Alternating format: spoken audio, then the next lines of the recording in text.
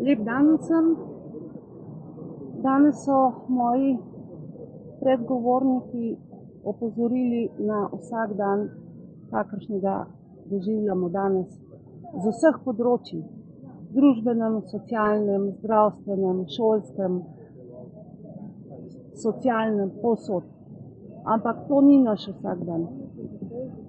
To je naše življenje, pri čemer so nam tak vsak dan vsilili.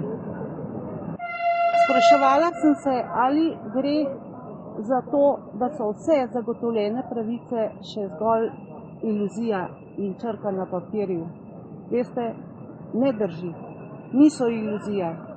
Niso bile zbrisane, niso bile na papirju in po zakoniti poti omejene. Nimamo razglašene epidemije, nimamo razglašenega vojnega stanja in ne izrednih razmer. Tudi za zajezitev morebitnih nalezljivih bolezni zakon predvideva najprej milejše ukrepe in to so splošni ukrepi. Med njimi sodi tudi zagotavljanje kvalitetnega zraka. Nimam informacij, da bi po prvem valu bolnice, javni zdravstveni zavodi, vzgojno-izobraževalni zavodi in ne ustanove, kjer so ljudje pripravljeni proti svoji volji biti, ker sami ne morejo poskrbeti zase. Nisem slišala, da bi te ustanove zagotovile dobre prezračevalne sisteme.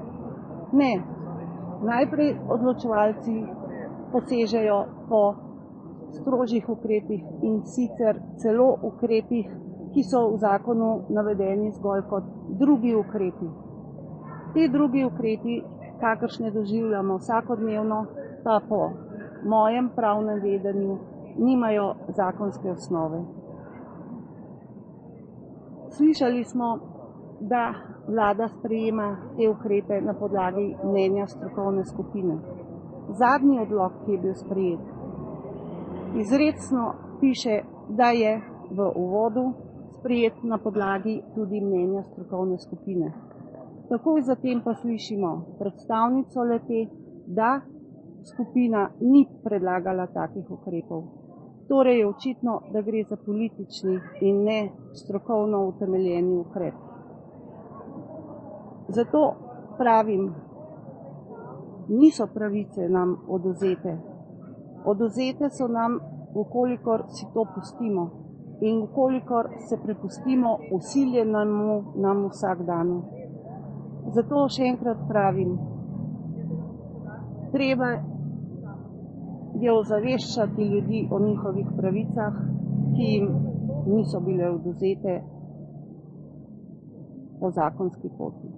Treba je ozaveščati sebe, vse ostale, mislim pa, da je že skrajni čas, da ozavestimo tudi odločevalce. Zato pravim, ne obupati, lotite se spoznavanja in zavedanja svojih pravic in jih uveljavljajte na vsakem koraku. Vem, da je to težko, vem, da je to lahko eksistencialno nevarno v smislu izgube zaposlitve, nedostopa do zdravnika,